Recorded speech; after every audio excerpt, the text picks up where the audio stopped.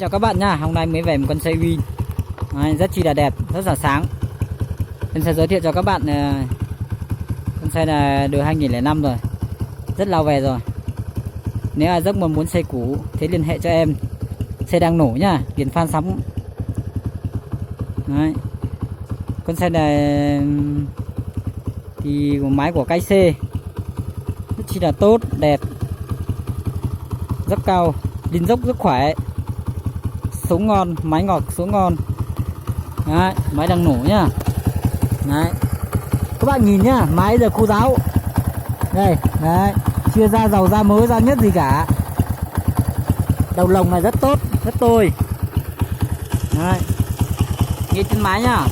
Đấy. Con này thì dán tin Win 100 thôi, độ tin Win 100. Đấy, xe cũng độ bình thường, rất khỏe. Đấy.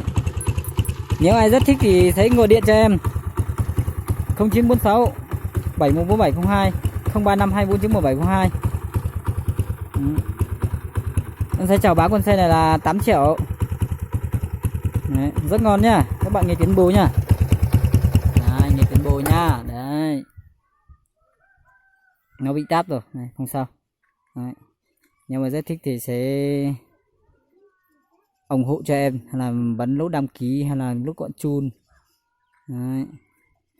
Trên clip sau các bạn được xem sớm nhất. Đấy, xin chào các bạn nha. Em kết thúc clip của em tại đây. Sau đó sẽ gặp các bạn sau nha.